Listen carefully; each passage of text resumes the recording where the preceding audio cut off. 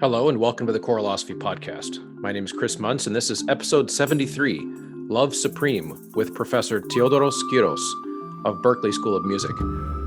Professor Kiros is an executive producer and host of the television program African Ascent. He is also a W.E.B Du Bois Fellow at Harvard. He is a professor of philosophy at Berklee College of Music. One of the more profound conversations that you will ever hear on the Chorosophy Podcast is coming up soon. But first, a quote from Professor Kiros. I try to argue that they can become better musicians if they become philosophically trained. They will become sensitive to aesthetics in their lives, to the role that art plays in their lives. I feel like I caught lightning in a bottle with this episode. We are all incredibly fortunate to have the chance to absorb wisdom from Professor Kiros. Dr. Kiros and I discussed the many connections between philosophical training and musical training. I was spellbound many times throughout this conversation, hearing about how inseparable music and philosophy should be. We discussed the common humanity that is unearthed through the sharing of musical and philosophical ideas throughout history, the most scholarly unpacking of cultural appropriation that I have come across yet, as well as an in-depth discussion of the metaphors found within Coltrane's Love Supreme, and why, with that one piece of music, we can find a unifying theme for our life and for our music. You do not want to miss this conversation. Stick around all the way to the end. Did you know that the Chorosophy Podcast is entirely listener supported? So the way you support, as a listener, the show is by a win-win scenario, which is just the ideal situation. It's win-win, which means that if you get a discount, I get kickback. That's how it all works. Right. So that's listener supported, meaning you choose to purchase those things like a Sight Reading Factory membership, like some choir folders next year for your choir at mymusicfolders.com. You choose to buy some sheet music at ryanmain.com or graphitepublishing.com. Every time you enter the promo code Chorosophy at checkout at any of those vendors, you get 10% off. There's also Voce Vista Video, which is that overtone analyzing software that I geek out about so much. It is a must. Get it in time for school year next year to start. It is fantastic. You go to vocevistavideo.com/Chorosophy, and there you can download the software for free and play with it for 30 days. Once you decide you want to buy it, then you can enter in that Chorosophy promo code. So that's just a little behind the scenes on how it all works. I appreciate everyone's help, and without you listeners doing your part to make this show happen, it just wouldn't happen. So thanks for tuning in. Hope you enjoy the show.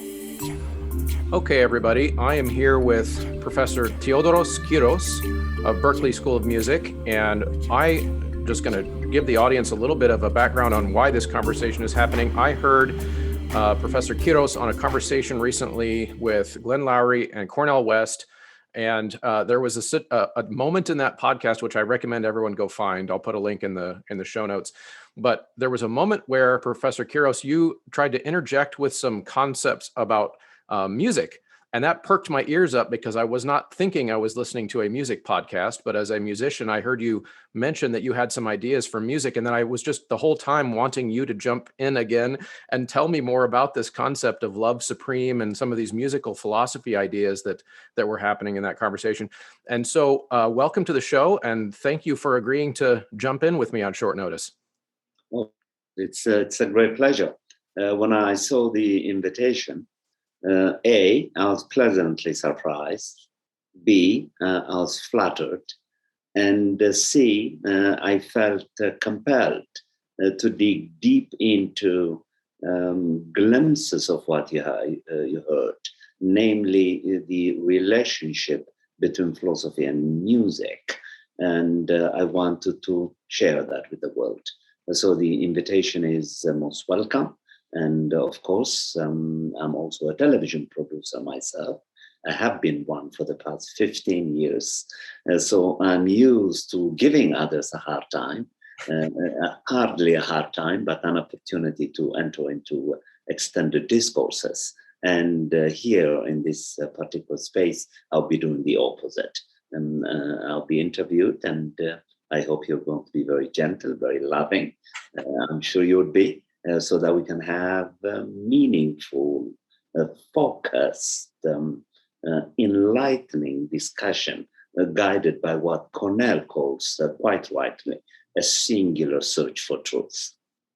Yes, absolutely. And your concepts that are kind of on your website, your faculty website there at Berklee. I found some of your quotes there, and I'm going to include some of those in the show notes too. But one in particular regarding your idea that as musicians, it is inseparable for us to be thinking very deeply and very critically about why we do music, and that is a really important part of the process.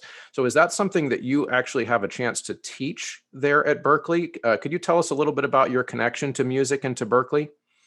I appreciate the question. I spent a few years at several universities, some of which were Boston University itself, a few years there, University of Massachusetts in Boston, a few years there, Suffolk University, a few years, Emerson College, a few years, then finally Brown University, about 3 years, and then a job comes on the scene at Berklee College of Music that was specifically asking for a philosopher, a journalist, who literally became the philosopher in residence for the college as a whole.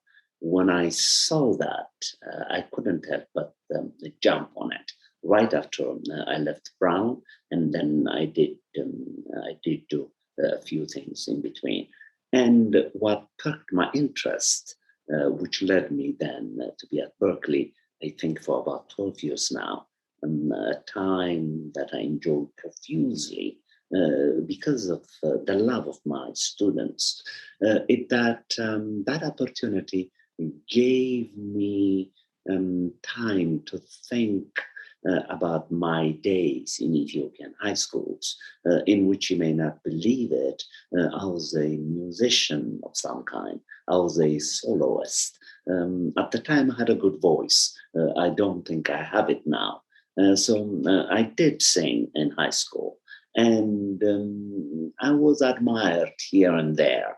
But then, during the time that I was being raised, my father and others did not think much about musicians.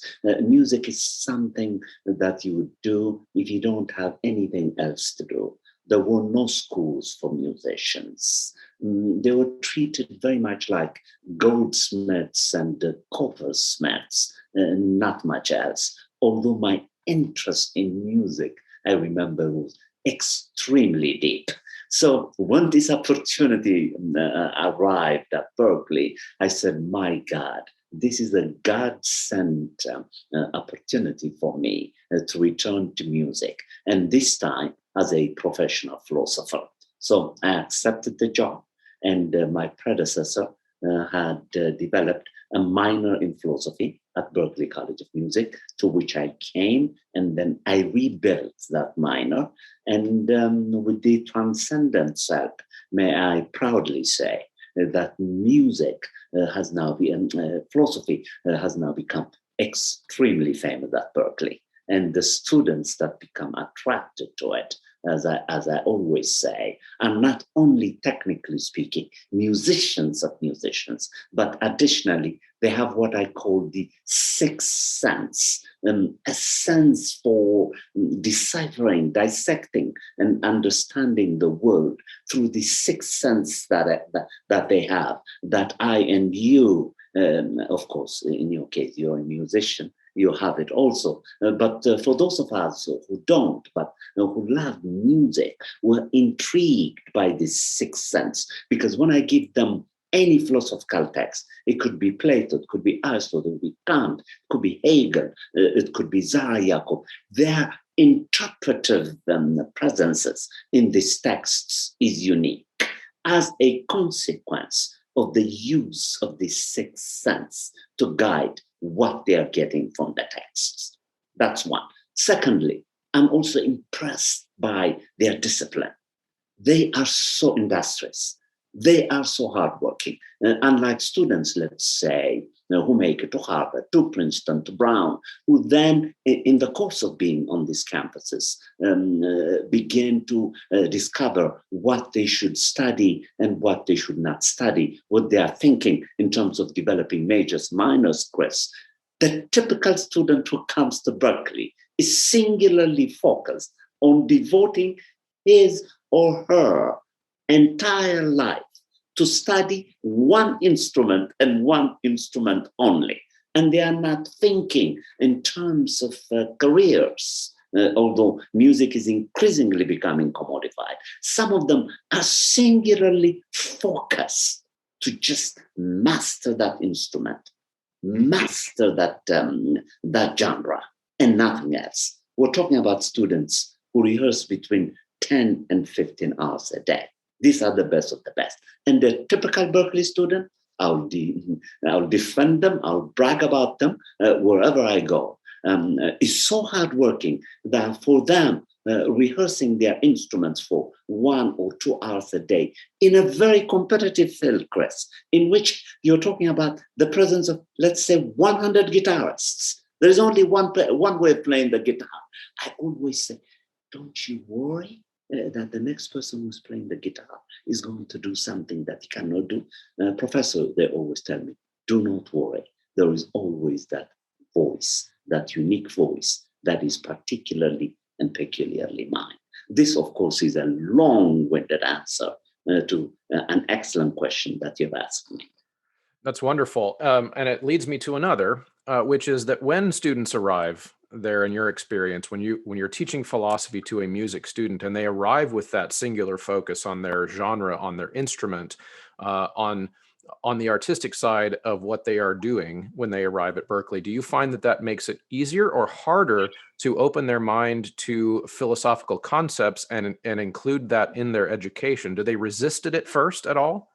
No, what is remarkable at Berklee is that when I first accepted the job and I began offering my philosophy courses, which are essentially Introduction to Western Philosophy, African philosophy, philosophy of literature, aesthetics, philosophy of education, about 6 or 7 courses of them.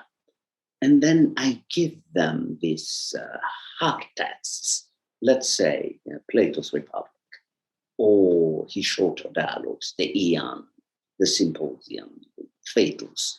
These are very technical texts that philosophers of my age and beyond continue to dissect. Mm-hmm. They are so technical. What impresses me about my Berklee students is they like the fact that the texts are difficult, so that they can struggle with them the way they struggle with their instruments, Chris. There is no resistance at all, but curiosity.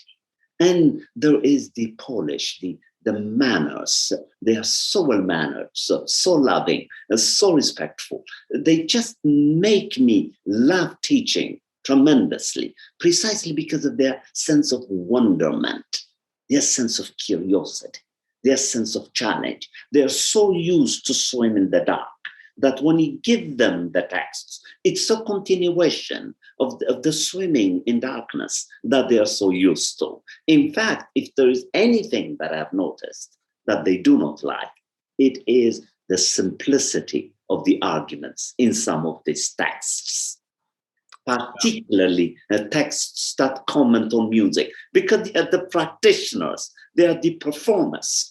In my course, Aesthetics, for example, which is considered to be one of the most popular courses at Berklee, when I exposed them to Plato, to Kant, to Hegel, and to many, many others, they're continuously responding to these texts, to the narratives in the texts, by comparing them against what they do. Mm-hmm. You see the difference? Yes. And I always try to comfort them and say, let me comfort you. Plato, at least, and also much later, when I introduced them to Adorno from the Frankfurt School, I comfort them by saying to them, Adorno was a composer, and Plato himself was a musician. And in that, you're not really reading philosophers who've never touched an instrument, who do not know what music is. Rather, you're reading philosophers who are also very familiar with music. And in that, you're in good hands. And then the discussion takes a radically different turn. They become very trusting. This is particularly true when I engage them with Plato. There is a dialogue, a famous dialogue by Plato called the Aeon, for example, in which Plato is examining the ontology, the nature, the structure of poetry, and most particularly the character of the poet himself or herself. And he is challenging the reader, not necessarily because he believes in the arguments that he's making, namely, for example, that the poet does not know what he's doing, he's merely inspired, but that he deliberately chose the Aeon to explore what humans might be thinking about what poetry is and what the poet does by playing a devil's advocate.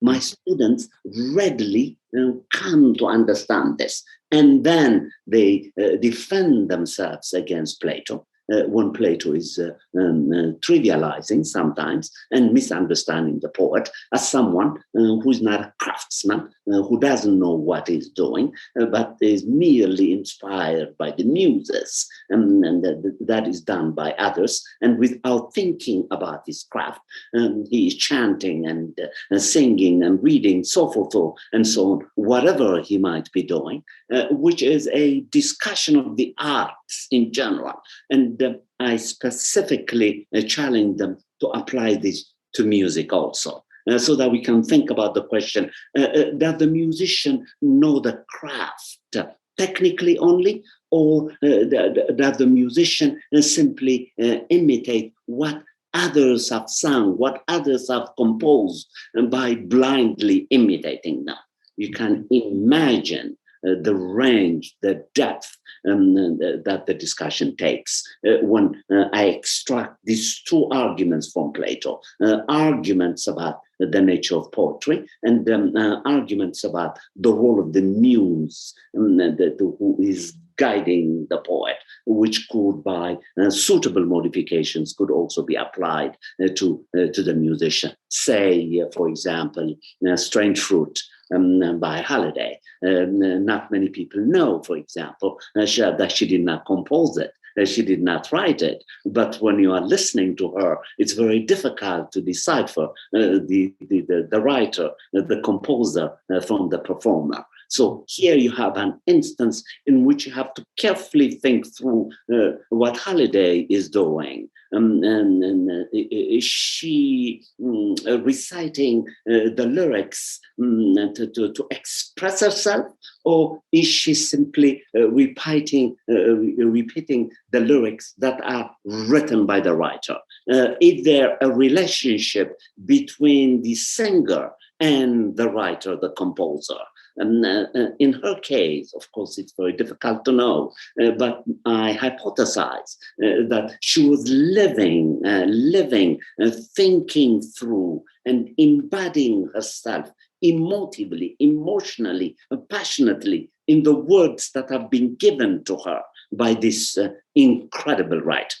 And she had to make them hers precisely before they came out the other side.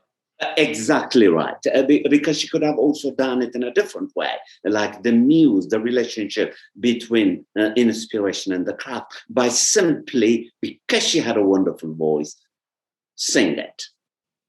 Mm-hmm. But would it be as compelling, as we just said, if we were to learn, and we evidently do, when we listen very carefully, that she is living the words themselves? It's as if these words were written not necessarily for her, but as if they were. Because when she's singing them, it's very difficult to distinguish the singer from the lyrics, as if the lyrics is written by Halliday. Hence, the general listener does not know that Billie Holiday did not write the lyrics. Well, and that's wonderful. And I think there's a connection there that's worth pointing out between your students engaging with the philosophical texts that you put in front of them, and then their work that they will do, especially if they are a singer or if they deal with lyrics in any way. There's a connection there in what you mentioned earlier, where they will be engaged with a text and they might find themselves defending themselves against Plato. They might find them defending themselves against Adorno in some way, right? And they're going to pick out different ideas that make sense for them. Now, the same thing can happen with a singer, in my opinion, with lyrics. We can take them in and make them our own. And then when the song is over, we can try on another, almost like trying on a different jacket. We can take the lyrics of a different composer, a different lyricist later, and try on those ideas and make them our own. It's kind of one of I see as one of the unique things in music for singers, people who deal with the lyrics of others, and that we use our philosophical training, if we've had any, in some way, to understand what it feels like to take on the ideas of other people, try them out, and then discard them in some cases, and then we get to keep the ideas that make our lives better. And I think in a lot of ways, that's what a philosophy class teaches you to do, is to dig into texts and figure out which concepts of those great thinkers apply to your life. And some of them might not, and some of them might. And I'm sitting here kind of jealous that this was not part of my music training. I didn't have any philosophical courses in my music training. And I think what you're doing there at Berklee, it seems kind of rare, as in I've never heard of it happening anywhere else. At the expense of bragging a bit, and I have no reason to brag. If anybody should brag as a consequence of attempting to respond to this question that you're asking, it's my students themselves, in the following sense. I have to develop this carefully. What they do typically is I give them a text. As I said, say, Ian, the dialogue, the relationship between inspiration and craft. And then they read it. And then they compare it against what they're doing. And then they realize that there is a tension, interpretive tension between what they think music is and what Plato thinks music is, Chris. Mm-hmm. And what I love about what my students do is that even when they feel attacked by Plato, because I said in the ear, he's playing a devil's advocate because he himself was a musician of musicians. He was a poet of poets.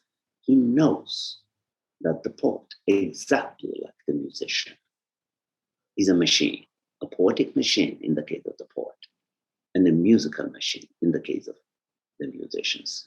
I joke with them and I call them the Berklee music machine, by which I mean the technical bravado, their creativity. When they talk about chords, scales, rhythm, harmony, they fascinate me.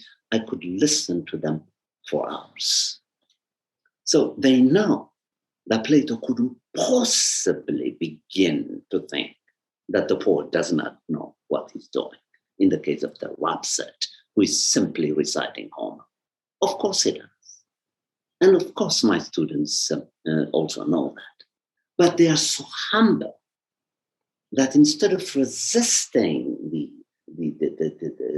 critique, they give it the benefit of the doubt so that they can question themselves and develop a relationship with philosophy. Mm-hmm. In most cases, for the first time. One interesting thing about the Choralosophy podcast is that it is completely independently produced, meaning there is no organization, no institution, no foundation behind this show or behind this production. There's no company, nothing. It's all supported by listeners and listener involvement. The most direct way that you can do that is through Patreon. At patreon.com/Choralosophy, you can join a subscribers only environment where I put extra content, meaning a behind the scenes episode every month, supplemental materials. The people on the Patreon get to see who's coming on the show ahead of time, which means they can put bugs in my ear ahead of time about what I should ask the person about. All kinds of fun perks. There's even an awesome Choralosophy hat and t-shirt. There's all kinds of fun ways to do that over at Patreon. Now, it's an important thing because if you enjoy this show, the couple thousand or so people that tune in on a regular basis to this show, if 10% of you were to join the Patreon, it would change the game for my ability to make this production better and better over the course of the next year. So producers, there is a producer level that you can opt into over there as well. The Patreon producers are Ulrika Igrain Munoz Alarcon, Chandler Smith, David Kowalczyk, Kyle Peterson, Michael Herron, Ryan Main, and Steve and Kathy Kakachik. Yeah, that's wonderful. And I feel like that's actually something I could speak now outside of the music world and think in the bigger picture that I'm sure you probably would agree with this, that more people need to be engaged philosophically in their education. And like I said, I've read quite a bit of philosophy, but I had to go seek it out myself. So as I said earlier, I'm a bit jealous I didn't have your guidance along the way, because that would have been so much fun.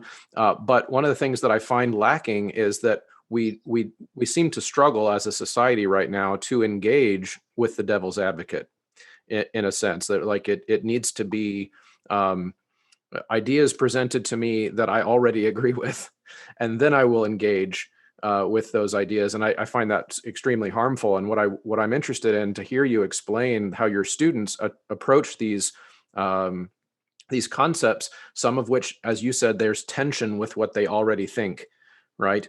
And but they engage it with humility and trying to figure out what, as I said before, which parts of that they can pull out. And so I think that's wonderful. And I wonder if you see that too in the broader society, where you might want to just sit everybody down in your classroom and teach them how to think about other ideas. Yes, that's my dream, Chris. But this might sound very authoritarian. But I sometimes dream exactly about what he said, and how well he said it. How wonderful the world could be, I think, if one were listening to music on the radio. We're also philosophically equipped to think about the role that music could play in our life. Mm. I always tell my students, and I mean it from the depth of my heart, that philosophy, as brilliant as some of its practitioners turned out to be, namely the founders of it, the great Egyptian priests, to which Plato, Aristotle, Socrates, and a host of other humble Greeks went to and learned it from these Egyptian priests, and then brought it to Athens, brought it to Greece, proudly. Athens founds the first school of philosophy after he spent, I think, about 45 years in ancient Egypt. Pythagoras, the mathematician, we're told, spent about 25 years in ancient Egypt. And then, intrigued by what he learned, he couldn't help but bring this horizon, this perspective, this vision, this sense of wonderment, this imagination, and share it with the citizens of the place to which he became born. And he too introduces a philosophically dissected understanding of mathematics to Athens. Mm-hmm. And then both Pythagoras and Thales make philosophy their own. And from that point onwards, they develop a unique relationship with philosophy, which becomes the basis of what we now call European philosophy. Right. So, you see, and what I want to see then is for human beings, when they are listening to music, to be inspired by it. And I tell my students, yes, the Egyptians found philosophy. The Greeks honed it, cultivated it, made it their own, and gave us the foundation for Western philosophy. But then I always say, in spite of all these achievements, there is nothing, in my judgment, I mean it, as exciting and as popularizable and as attractive as music is. Very few individuals are willing to invest their time in philosophy, except professional philosophers and some curious human beings, such as you, from what I'm sensing. But I cannot think of a single human being who is not attracted to philosophy, to music. Mm-hmm. Yeah. Yes. You're right. It is extremely popularizable. I like that the word you chose there.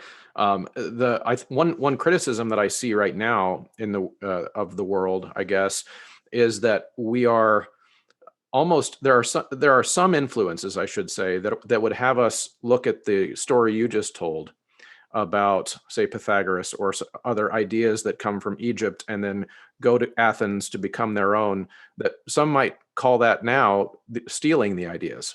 We're being told that those ideas have been stolen or they've been appropriated and they've been used by, right? And my concern is that with music, if we start to apply that logic, that we're going to have a slowing down of the spread of those ideas, not an amplification of them. And the idea that you could separate, for example, a musical genre and draw boundaries around it and say this is where this came from.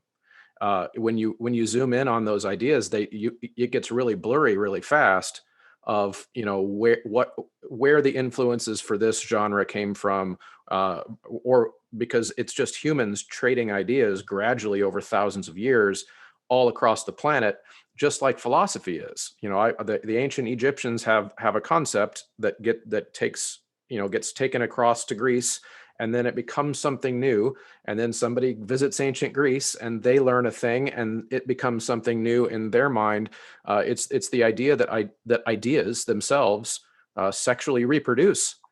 My ideas intertwine with your ideas and they become a new idea. And I think that's beautiful. And I feel like we should be cheerleading that with every opportunity that we have. Is that something you ever come across or think about? Incredible. And I'm not going to praise you emptily, but I must praise you. That was a brilliant understanding of what I had in mind. Even worked it deeper for me. I don't like the term stealing. Right. Exactly. This is not about stealing. This is about sharing. Yep.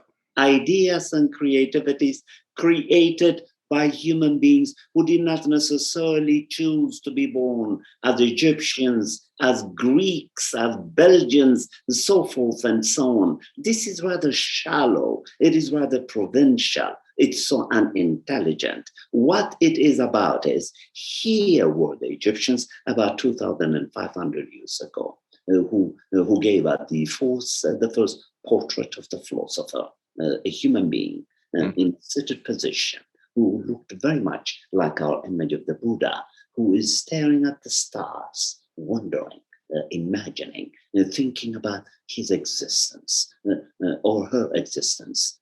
I prefer to use the binary terms. Let's say his or its existence, but I can't say it's because we're talking about a human being. But on the other hand, why not?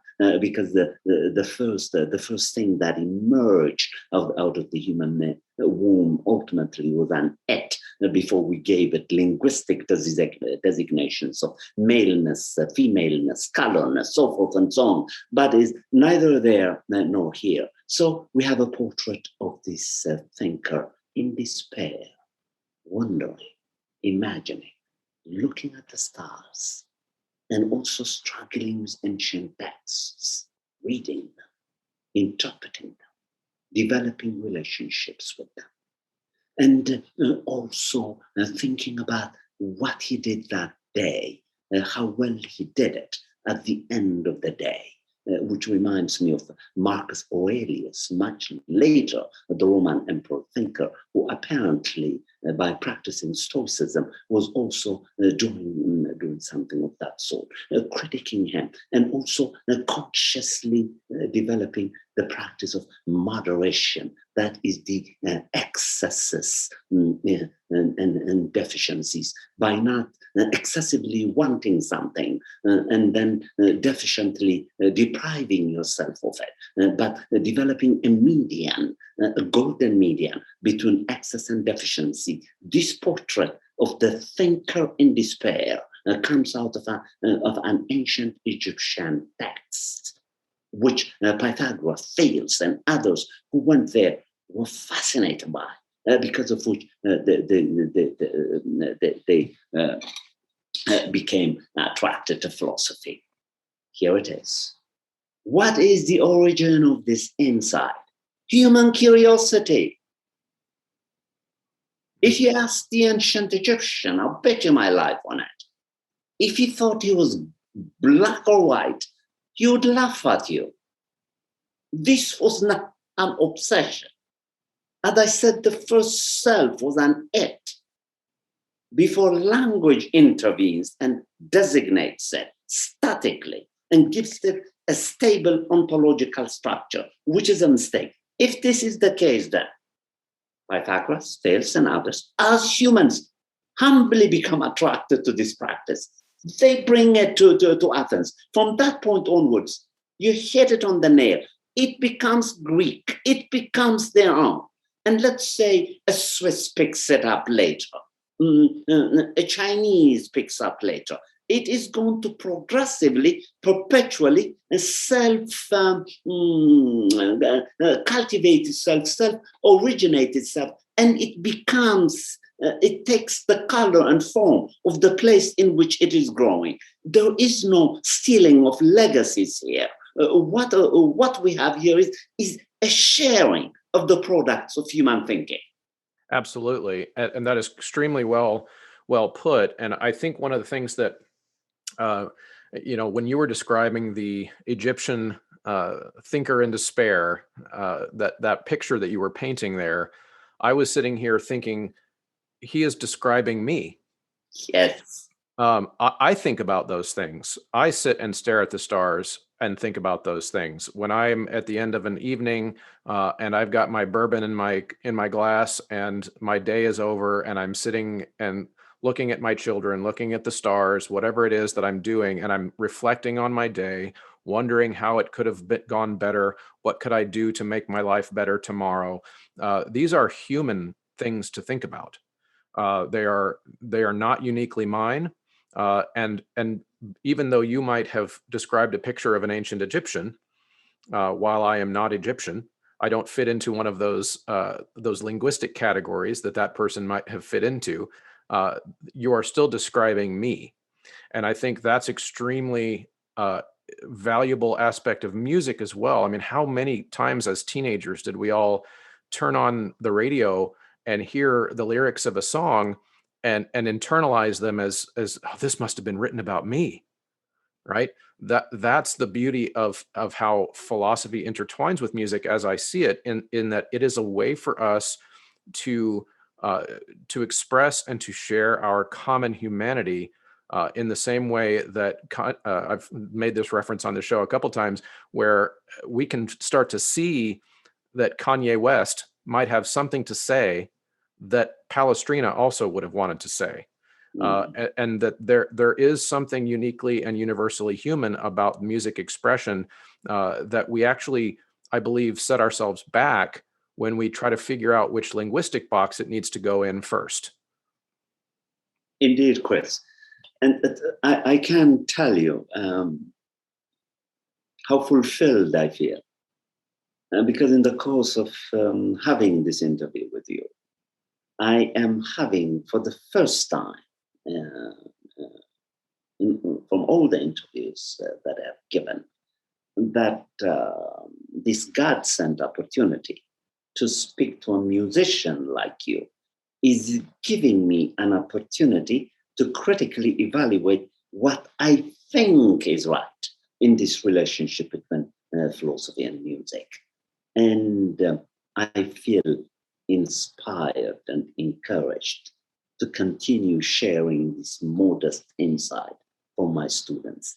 Now that I hear that a musician like yourself thinks that I'm not a fool after all, that I may have unraveled something that through proper, careful working out might give us a vision of this relationship between philosophy and music, so that, as I always tell my students, through a unison of these two powerful, potent, horizons of the self, horizons of the human.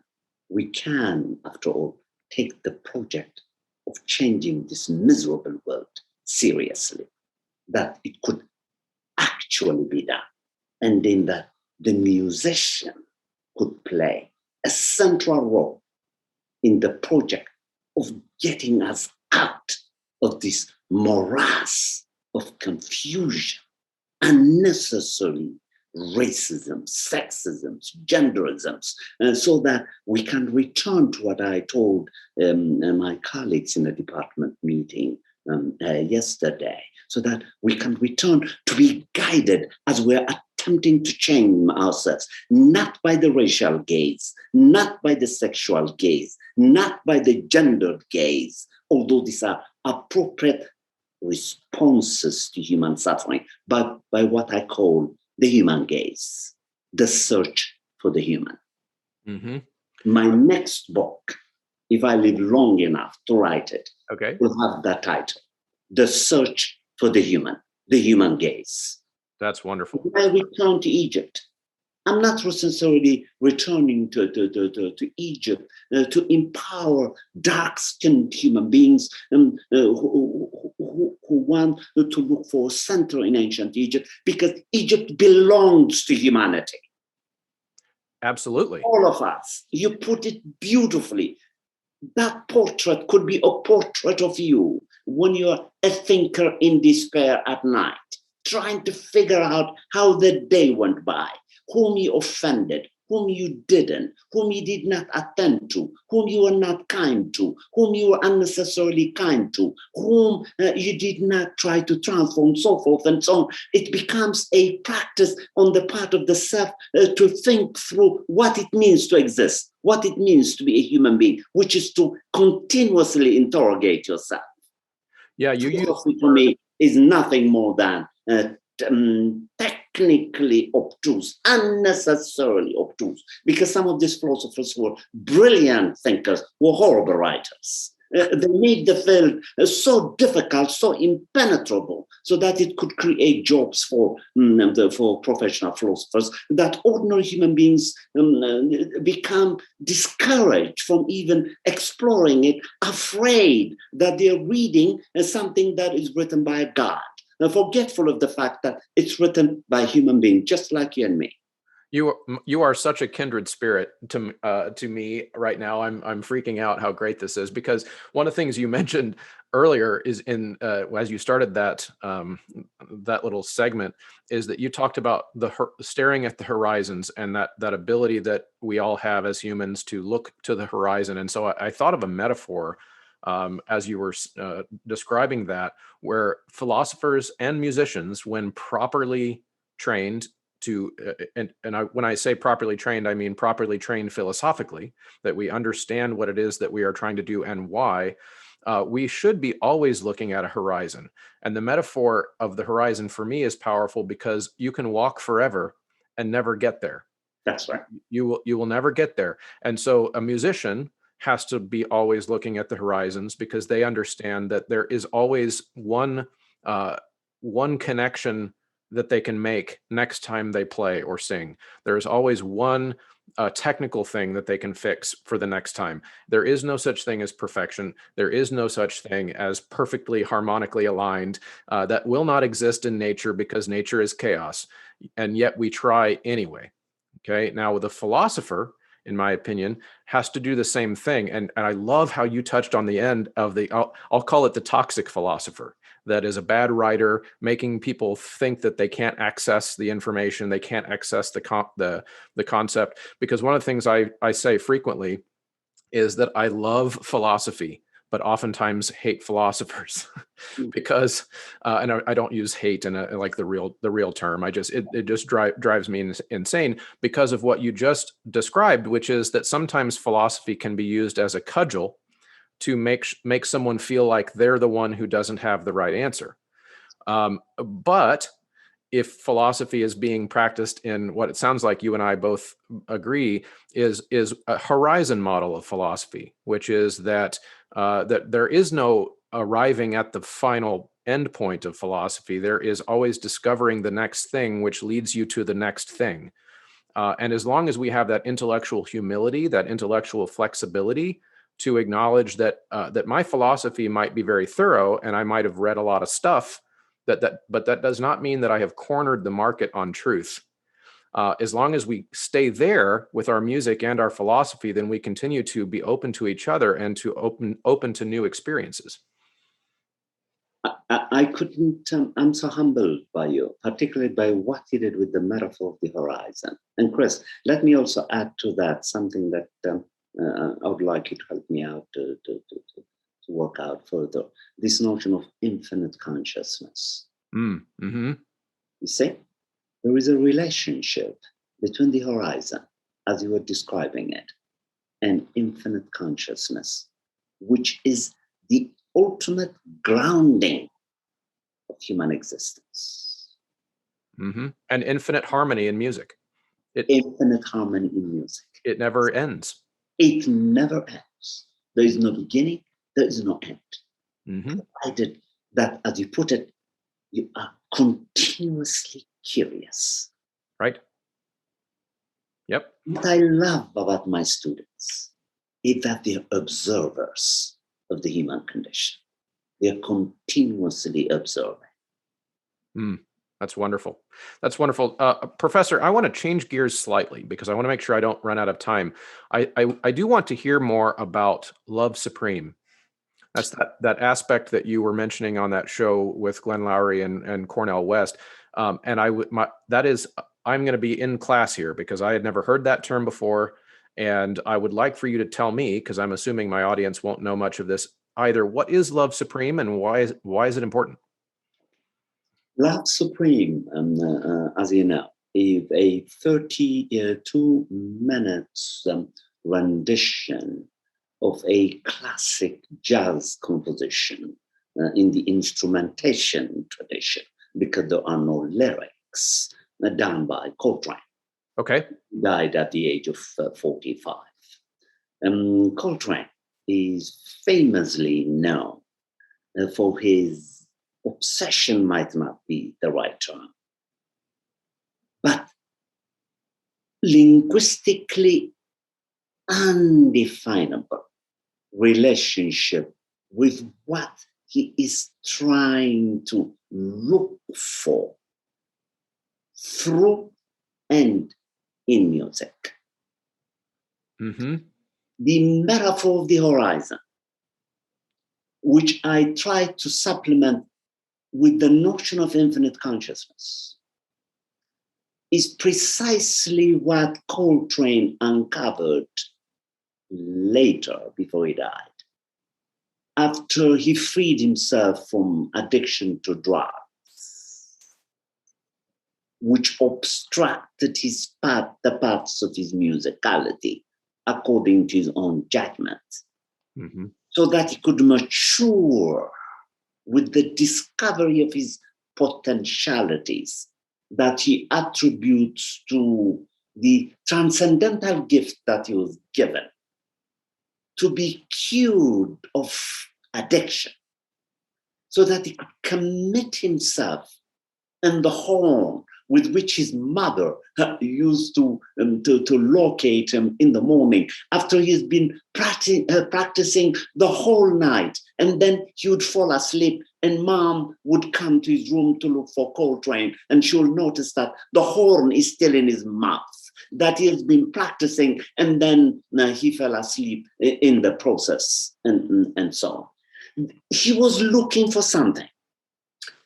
I'll use the idea of a 17th century Ethiopian philosopher on whom I wrote a book called Zayakot, and Colin, the philosopher of the rationality of the human heart, who in my native tongue, one of my native tongues, a classical gears, led him to develop two methods, as he called them, of developing a relationship with the transcendent, in his case, with God, and in my case, as a philosopher, with the search for what I've called infinite consciousness, and which he earlier called horizons, he developed two devices, two methods through which you can relentlessly, unflinchingly practice this. He called them hatata, which means inquiring, meditating, like that ancient Egyptian thinker in despair. Hatata, hatata. And the second one, hasasa, which means looking for.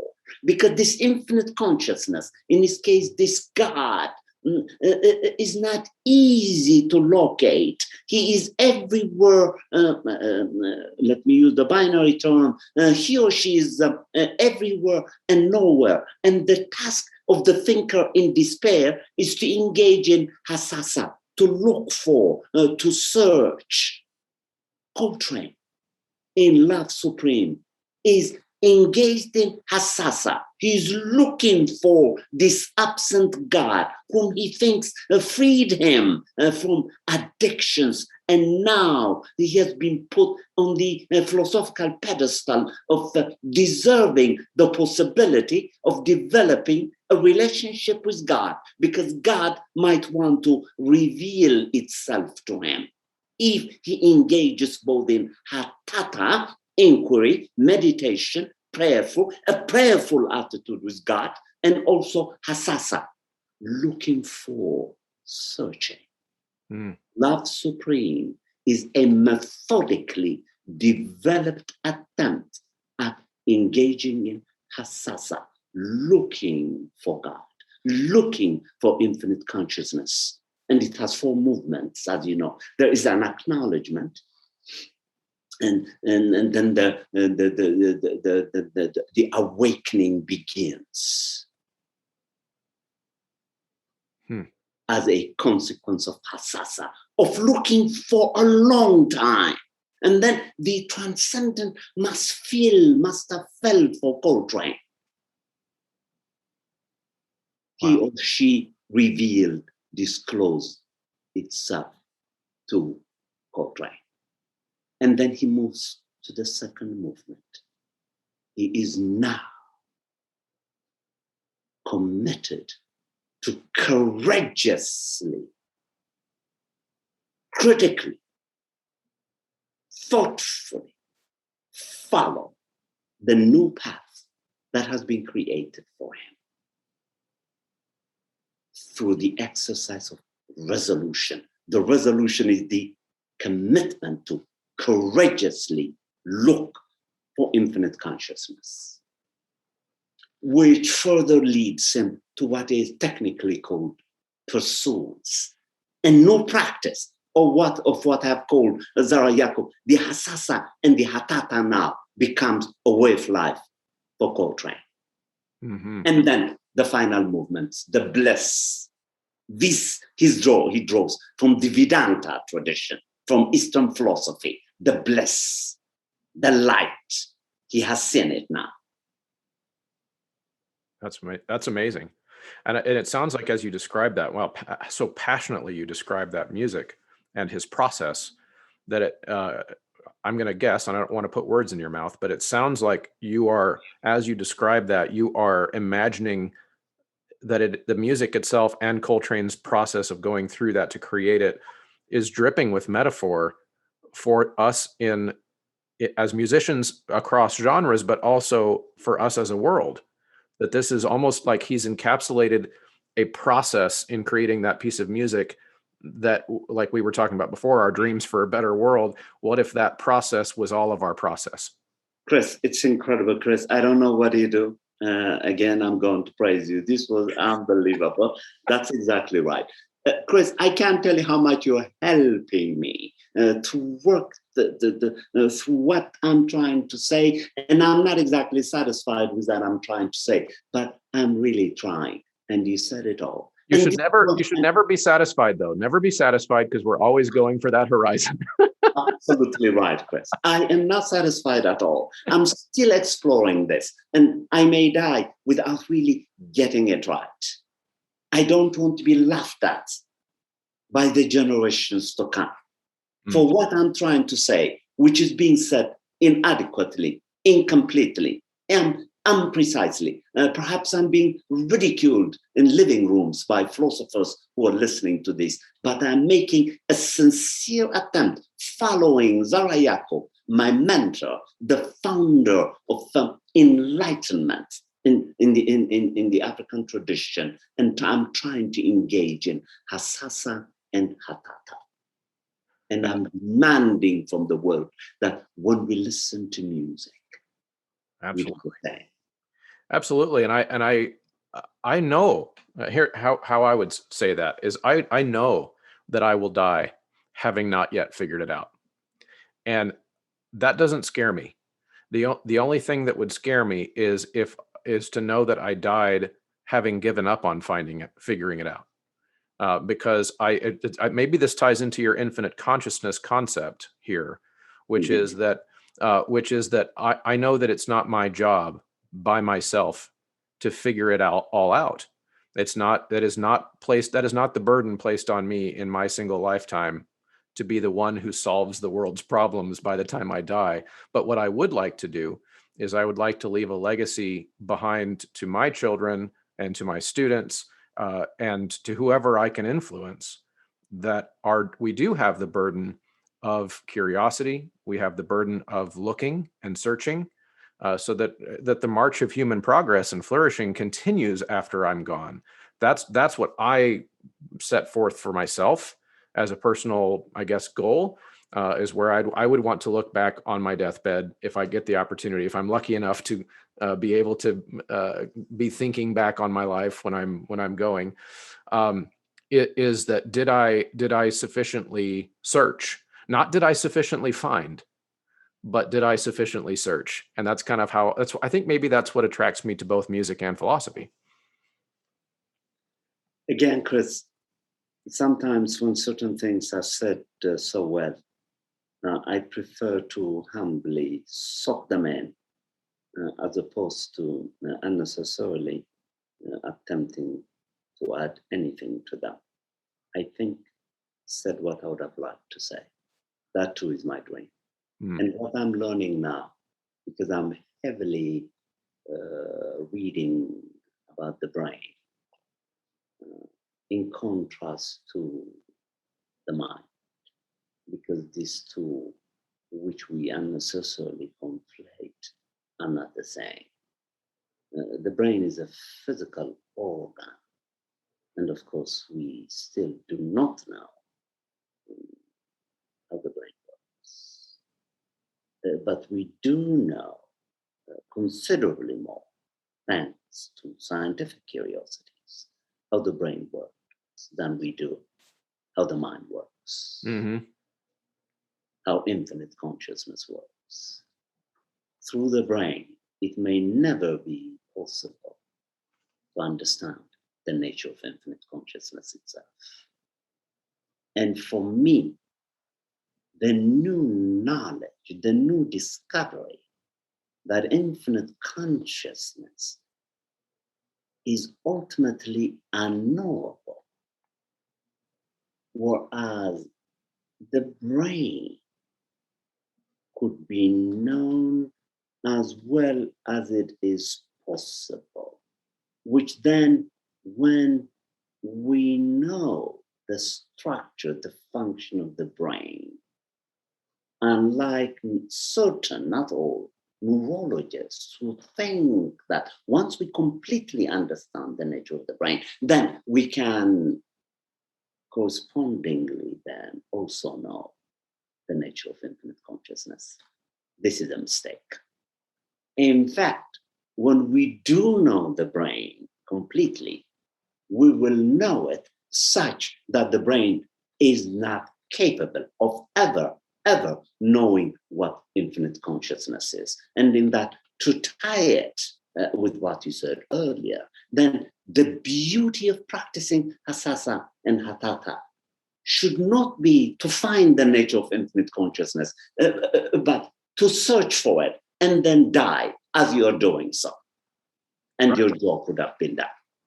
You will have died with the practice of humility, the humility of not knowing that which has equipped you one day to be capable of knowing, which might not include knowing the nature of infinite consciousness itself, but might include the nature of not ever being able, sufficiently empowered to know what infinite consciousness is, but to at least know that the brain, the physical dimension of it, the physical part of infinite consciousness could at least enlighten you, awaken you, as it did Coltrane, that your task is to engage in perpetual hasasa, perpetual looking for, as you put it, without ever finding anything. But you die in the course of knowing that you should not stop looking for the horizons. Right. So that is also wonderful, and we're running short on time, and so I want to kind of wrap up with this idea. This has just been so great. I could talk to you all day, I think. But one of my biggest concerns with the world today is almost, again, so beautifully articulated amongst what you just said, which is that how do I want to put this delicately without attacking anyone? I feel like a lot of our arguments that we engage in as society right now could be boiled down to really one philosophical problem, which is that we have a lack, it seems, of intellectual humility in how much of the world we are even capable of understanding in the first place. Meaning, how can I state my political opinion, for example, or state my my idea of how we should talk about race or gender or whatever else it is that's a hot button topic for people to talk about and argue about. If I recognize, and how do I state that with so much certainty that I have cornered the market on truth? If I realize how tiny of a fraction of what is real in the universe I can even wrap my mind around because of the limitation of my brain, because of the limitation of my mind, even that I haven't. And so to me, that's where the breakdown happens, is we could disagree on all those things. But if all parties were to decide to engage in those conversations with intellectual humility, with the acknowledgement that as part of infinite consciousness, I know that I can't access all the information. So this other person that I'm talking to right now might have a little piece of that information that I don't have. And if I have any dream of getting closer to that answer, then I've got to engage with that person, because they clearly disagree with me because of something they've experienced that I have not experienced. Incredible. That's exactly right. I think if time permits, in fact, I would be more than happy in the future to come and begin to have a conversation precisely on what you've just started, namely this partially examined relationships that we have with sex, gender, and sex, which one we compare with what we could know about the self, about what we could know about the human being, which by definition itself is incomplete, because infinite consciousness is not knowable, should lead us not to take these appearances such as sex, race, and gender too seriously, because they are appearances, the status of which, the nature of which we do not know. We simply think that being a Republican, a Democrat, a this or that are descriptions of these appearances. They really are not. Again, like you, I don't want to attack anybody. I simply want to make the final point. It is good to know that these appearances are illusions. Mm-hmm. And illusions are dangerous. They should be known for what they are. They are illusions. Unexamined truths, or truths that are only partly examined. And in that, when we meet a human being who thinks differently from us, this should not be a justification to make unintelligent decisions not to talk to that person. But as you put it, this becomes, in fact, an intelligent opportunity, no matter how deep and how dangerous the zone of engaging that person who disagrees with you is. You have to take that courageous risk of engaging that person, talking to that person, knowing that person, and developing a relationship with that person. This is exactly what we're not doing. And this is exactly the ultimate source of the miserable world that we have created. Well, I completely agree. And I also agree that we should, at some point in the future, do this again and kind of start at that point, because that would be a really interesting, completely separate conversation about some of the things. I'm now fascinated to hear more. And I think my audience will probably have had as much fun over the last hour as I did. So we'll definitely want to get you back on the show at some point and just keep trying to solve the world's problems as we search for the horizon. How does that sound? That is incredible. And of course, if I ever come back, what I would like us to discuss, and I was ready to begin the discussion today, is my challenge of my students in class, and about which you read a little bit in what was written about what I do at Berklee. I challenge them to make lyrics for those who do non-instrumental music philosophical, by which I mean it has to be guided by a mission, by a purpose, and by a commitment to transform human consciousness. That sounds like a great episode too. Yes, I think that. Yeah. And the great thing about this show is I'm the boss of the show, so I get to decide if how many episodes we do. And let's just keep in touch, and we'll continue to develop some ideas because I think this is going to be very helpful to people. I thank you dearly from the depth of my heart. This is one of the best interviews that I have given in my career. Oh wow, and I'm grateful. You're going to inflate my ego, and you're going to make it harder for me to continue to search for truth, because I'll think that I already found it. You got to be careful. I enjoyed we had fun. Okay, that's great. I will be, like I said, I will be in touch, and we'll have to do this again. Thank you so much. Okay. All right. Thank you. Thank you as always for sticking around to the end of a conversation. Wow. There will be more of Professor Kiros on this show. I will see to that. What an amazing intellect, and what an amazing connection that he has been able to make through his position there at Berklee, taking his life's work, philosophy, and interweaving it with our life's work. I had no idea such a post at an academic institution existed, and I am just incredibly excited to have more conversations with Professor Kiros and dive into the depths of choralosophy and philosophy and music and all of the different things that are really the ethos and the pathos of this show. That is what we are all about on this show, is trying to get to the depth of what might be true, as you heard us just discuss. So if you enjoyed that conversation, please share it. Tell all of your colleagues, tell all of your friends that this is a good way to have a conversation about our profession. And of course, share, support the show in any way that you can on the way out, whether it be joining the patreon.com/choralosophy, using that choralosophy promo code at any of the 5 sponsors on the show. It's just incredibly helpful anytime you interact with the content, and that helps me spread the word. So thank you so much, and we'll see you next time.